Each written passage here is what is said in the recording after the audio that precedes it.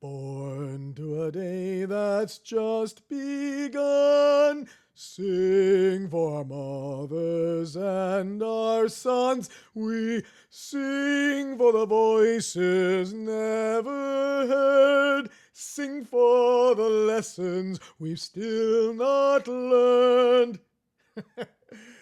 Hi, everybody. My name's Tom Auger, and I sing bass or tenor in the Rainbow Chorus.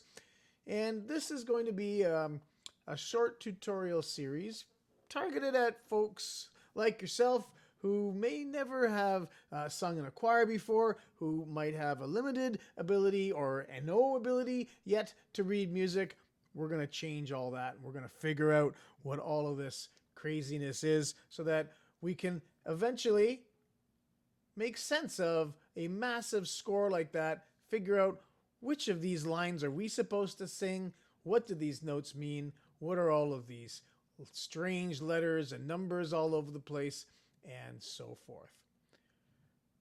So let's get started here by simply talking about orienting ourselves to a score and figuring out what part we should be paying attention to.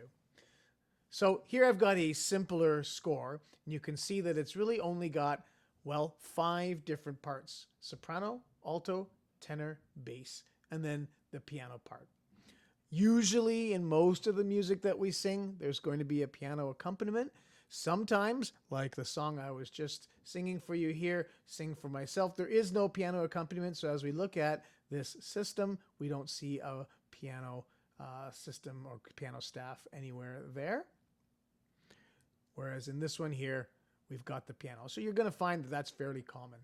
This is soprano, alto, tenor, bass, also known as SATB. And that just tells you there's 4 completely distinct vocal parts. Sometimes they may be singing the exact same notes, but often they might be singing different notes together. And that's what makes for beautiful harmony. So when you're looking at a score, obviously, first of all, it's important to figure out what vocal range are you the most comfortable in. I won't be talking about that in this particular tutorial, but once you've sort of been assigned to a section, you know that you're a soprano, an alto, a tenor, or bass, then you're going to follow along with that line. Sometimes the vocal harmonies get more complicated, like in this one, where we have multiple vocal ranges that have similar ranges and will use similar staffs, but have separate melodies. And in this one, to save room, they just used S for soprano. You'll see there's soprano 1. I don't know why these are reversed, but soprano 1, soprano 2, soprano 3.